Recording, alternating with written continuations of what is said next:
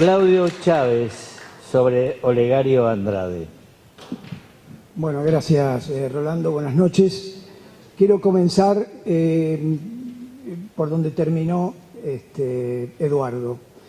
Agradecerle a Rosendo por su inclaudicable lucha, por la reivindicación de, para mí, seguramente creo que para él también, de uno de los más importantes presidentes que tuvo la República Argentina, que fue el general Roca. Y por eso nosotros estamos reunidos aquí y por eso también hemos reunido años anteriores en esta comisión de homenaje. Y especialmente en los tiempos que corren, cuando la figura de este general y de este presidente ha sido tan vituperada por el gobierno actual. Yo voy a hablar de Olegario Andrade, pero antes quiero presentarles a Roca. Les voy a presentar a Roca con dos frases, para que de alguna manera nosotros tengamos en claro quién era, cómo pensaba y cómo se movía. Son dos frases muy sencillas, extraídas de cartas que él a lo largo de su vida realizó. Una de ellas dice: en política no se debe herir inútilmente a nadie, ni lanzar palabras irreparables, porque uno no sabe si el enemigo con quien hoy se combate será un amigo mañana. Y otra frase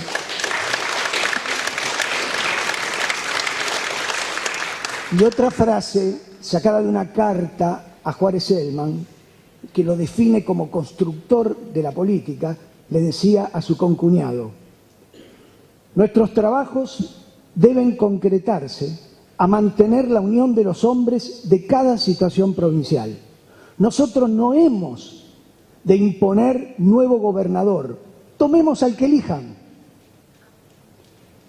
Cuando más debemos apoyar a aquel que representa más opinión, que cualquiera que sea, será nuestro amigo.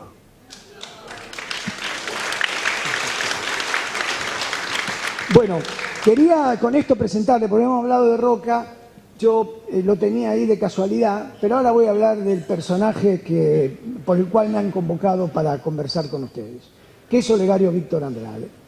Andrade nació en Alegrete, Brasil, en el año 1839. Lo hizo porque su familia tuvo que irse de Gualeguaychú a raíz de los conflictos políticos de aquellos años y las persecuciones. Es decir, el padre de Olegario Víctor Andrade, era un hombre que no veía con simpatía la política de Rosas y la política que llevaba adelante Urquiza por esos años de apoyo a Rosas. De modo que se tuvo que ir a Alegrete. A los 6 años, y allá nace Olegario, a los 6 años vuelve a Gualeguaychú y tiene la desgracia de que fallece su madre y su padre. A los 9 años Olegario queda huérfano. Estando en su escuela, lo nominan para que dirija unas palabras en un acto. Y da la suerte que tiene Olegario, que el bisabuelo de Rosendo Fraga estaba ese día en la escuela. Y al escuchar a este chiquito exponer con tanta espontaneidad, con tanta viveza, le dirige una carta a Urquiza en donde le pide por este chico que lo guíe, que lo apoye, que lo sostenga, que lo conduzca. Urquiza le responde la carta y le dice que perfecto, que cuando tenga edad lo va a incorporar al Colegio de Concepción del Uruguay. ¿Qué fue el Colegio de Concepción del Uruguay?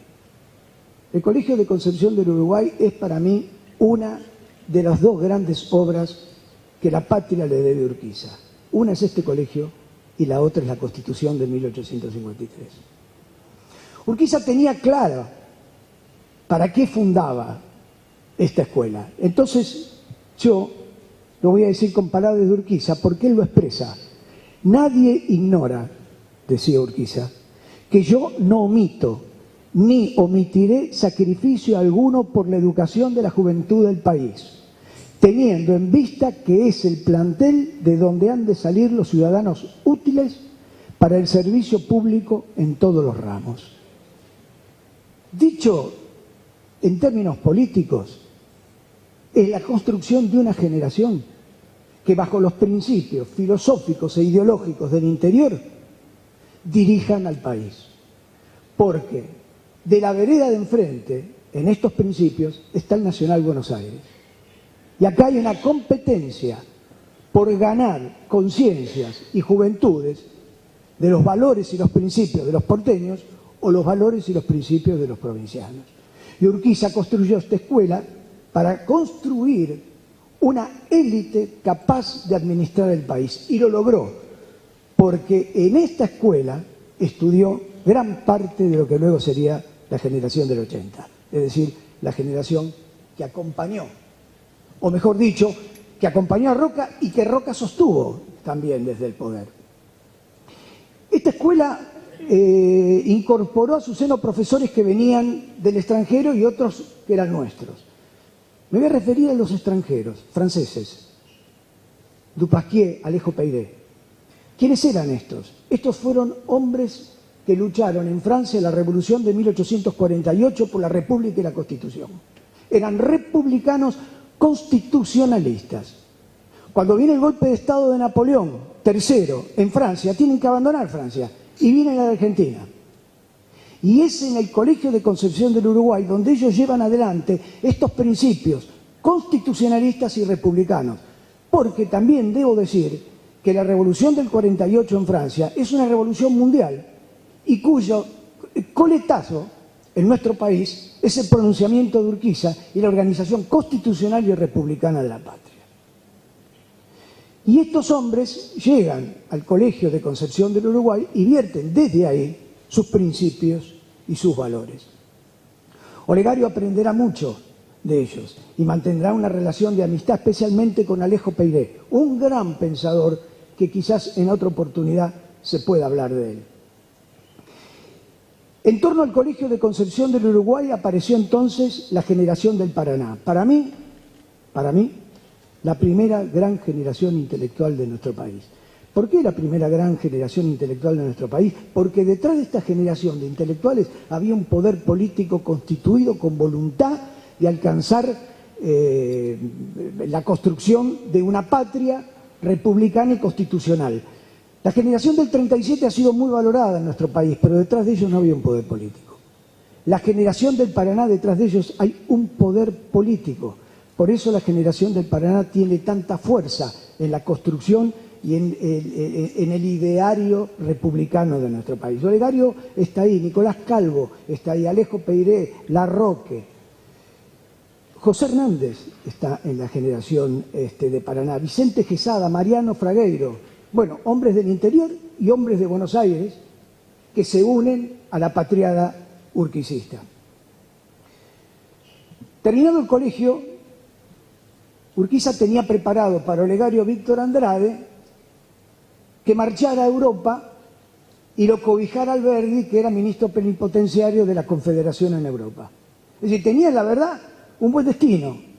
Urquiza debía construir un buen destino para él. Sin embargo, Olegario desechó eso, pues se casó. A los 19 años Olegario se casa y decide iniciar su matrimonio y además una carrera periodística.